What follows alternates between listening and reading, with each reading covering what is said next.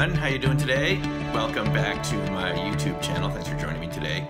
Well, the day has finally arrived. It's a day we've been waiting for a long time. The New York Times has finally admitted that UFOs are real. In an article published today, which is this time December 16th, 2017, they have an article entitled "Glowing Auras and, quote, Black Money, the Pentagon's Mysterious UFO Program." And for some reason they feel compelled to put dots behind U.F.O. I don't know why. Most of us just call them UFOs. But there are other names for them, obviously: unexplained aerial phenomena, advanced anomalous aerial vehicles, all these sorts of acronyms that other folks use to identify these unknown objects. Now, I went out all excitedly and I bought a copy of the New York Times, which I normally don't read very much because I don't think it's a very accurate newspaper. I think it's full of disinformation. However, I was a little disappointed to find out it's not in the national edition of the New York Times. It's only in the New York edition, so on page 1. But it is online and you can take a look at it. Now, this is a very interesting article where they say that the Department of Defense has spent $22 million on something that they call the Advanced Aerospace Threat Identification Program.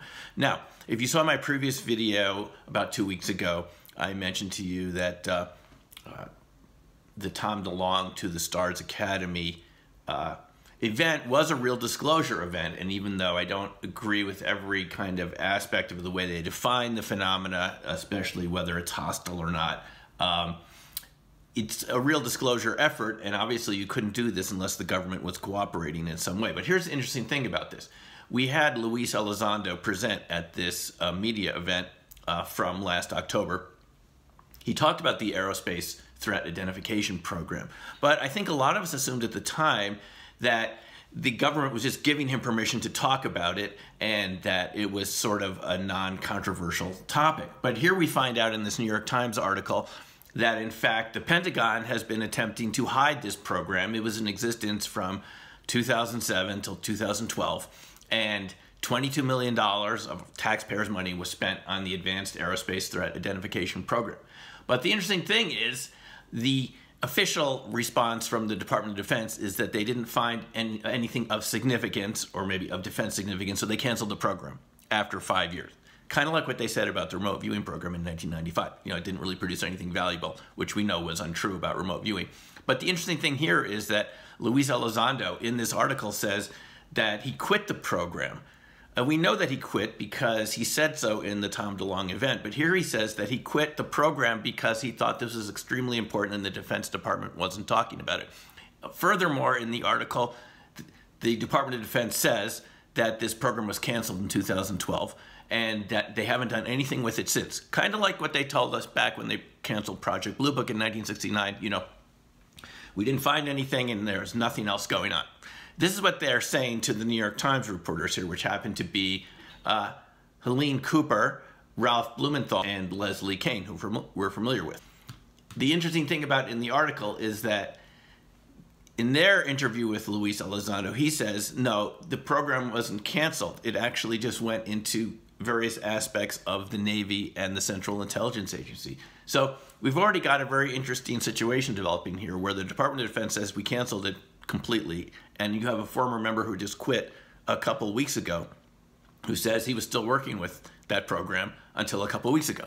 So what are we to believe here about what's going on? We're also finding out from this article that this so-called Advanced Aerospace Threat Identification Program was designated at the time as a restricted special access program. I imagine that's the same as an unacknowledged special access program, a USAP, which basically means it's limited to a few listed officials. Few. The definition of few is like usually 3 or less if you look it up in the dictionary. So this entire UFO identification program for 5 years, and perhaps it's continuing like Mr. Elizondo said he just quit from working on it a few weeks ago, has been restricted to a few listed officials. Why? Why is it being restricted to a few listed officials? Apparently, Luis Elizondo worked in a very secret area of the Pentagon, the 5th floor of Pentagon's C ring, deep within the building's maze. And this program was originally started by none other than Harry Reid, the former Nevada Democrat who was the Senate Majority Leader. And he started this program apparently because Ted Stevens came to him, and who had had UFO sightings, a former senator from Alaska. Ted Stevens said that when he was in the Air Force, his planes were followed by unknown objects, okay? And also Daniel Inouye, who was a supporter of Stephen Greer's Disclosure Project, and who also told us that there was a secret government with secret funding and a secret military and all this. So now we're finding out that this is all real. And I think this is a very interesting development here. I really encourage you to look at this article yourself, because there are just so many disagreements amongst the people talking here about what happened and about what this all means. We know that Harry Reid says that he got interested in the subject also from talking to Bob Bigelow, who's someone who's investigated UFOs with his own research organization that he paid for. And in 60 Minutes, even the article mentions this, CBS's 60 Minutes, a couple of months ago, he came forward and says that the UFO phenomena is real, and he's very interested, and this is partly why he's interested in going into space. He has his own Las Vegas-based company.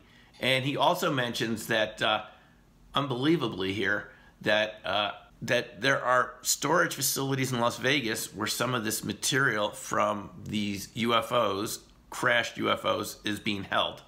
Now, if that's not enough, the New York Times article consults some experts in the field like James Oberg, the former NASA space shuttle engineer. And he's quoted as saying this just really weird statement. There are plenty of prosaic events and human perceptual traits that can account for these stories.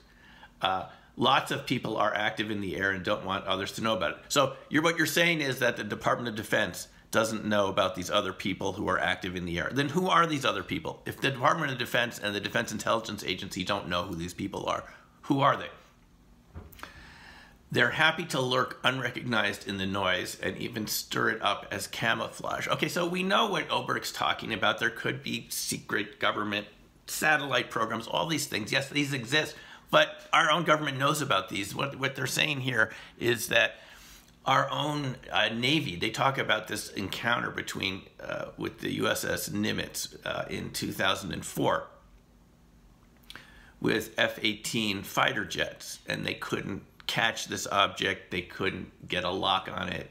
It moved in tunneling maneuvers behind the aircraft. Chris Mellon talked about this event and showed some footage at the To the Stars Academy event last October. And so here you have the Department of Defense saying, we don't know what these objects are, and you have someone like James Oberg, who's a perpetual kind of nasty negativist, saying, well, there's lots of things up there the Department of Defense doesn't know about. Oh, really? Well, what are these things that our own Department of Defense doesn't know about? It doesn't make any sense. Now, some of you were wondering why I called my recent book Black Swan Ghosts, and I think you can now see why I titled the book that way. This issue isn't just mysterious in and of itself, that we don't understand what it is. We won't talk about it as a society very much, with exceptions of articles like this, and hopefully that's going to change.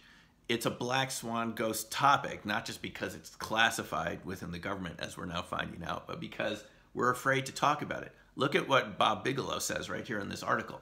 Internationally, we're the most backward country in the world on this issue. Our scientists are scared of being ostracized, and the media is scared of the stigma. China and Russia are much more open and work on this with huge organizations within their countries, and smaller countries like Belgium, France, England, South American countries like Chile are more open too. They are proactive and willing to discuss this topic rather than being held back by a juvenile taboo. This is what we've been saying a long time, and I'm glad Bigelow said the same thing. I would encourage you to take a look at the article. This is really what disclosure is all about. And we knew it was going to be messy when it happens. And this just shows us that people often think of our federal government as this monolithic thing. And I think this type of article shows you, if it's real, what we're reading in the article is true, that the government within itself has different factions. And the one hand doesn't know what the other hand is doing. They're not cooperating with each other. Furthermore, there's evidence for this. If you'll remember the statement from the Obama administration, remember they had the We the People petition site where you could put up a petition, and if you got enough signatures, they would respond. Well, the Steve Bassett's Paradigm Research Group put up a petition saying that we'd like the government to tell us what they know about UFOs. And over 12,000 people signed. And the Obama administration had to respond because there was some rule that if you got over 5,000 signatures, they would respond. Something like that. I forget the exact number. And in any case, Phil Larson, who was the science and technology advisor to Obama at the time, put up a statement saying the U.S. government has no knowledge of extraterrestrials. There's not the slightest hint of evidence that this is a real phenomenon, that it exists, anything like that. It's not real. And this is why Steve Bassett had held the citizen hearing for disclosure in 2013. It was a response to the government statement that there's no evidence for UFOs. He had 40 witnesses who presented evidence that these things are really real. And so here, what we would believe from this article is that the Department of Defense had a program studying UFOs from 2007 to 2012, and that the White House didn't know about it.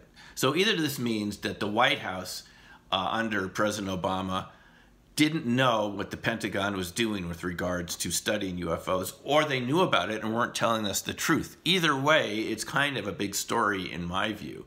It basically suggests that the government has been lying to us about this subject one way or another, and that they're covering it up. Now, if they're covering it up for real national security reasons, we can understand that. If this is some other country's weaponry or something, and they feel it's in our interest not to know about it for national security, I could kind of get that. But if you go to the end of the article, Mr. Elizondo said he and his government colleagues had determined that the phenomena they studied did not seem to originate from any country.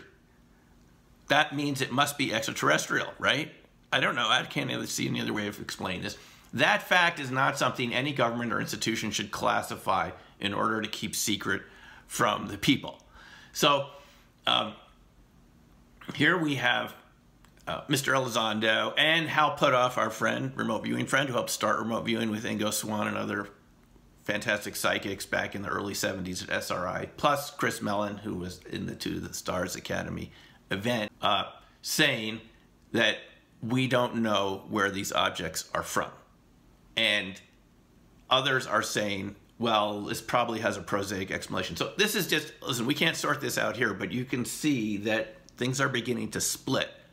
As Art Bell once said to me during one of my interviews with him on Coast to Coast, I think you guys are kind of far out on a limb, and I'm starting to hear a cracking sound. And I'm starting to hear some cracking sounds here. And I think this is very interesting.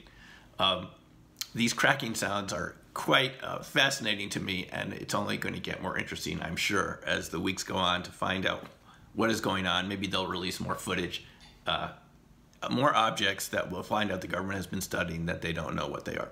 And finally, maybe we'll get to the truth about this subject after decades of being told it was swamp gas, weather balloons, flocks of geese, and mistaken identifications of the planet Venus, okay? All right. Thanks a lot for watching. We'll talk to you soon. Take care for now and bye.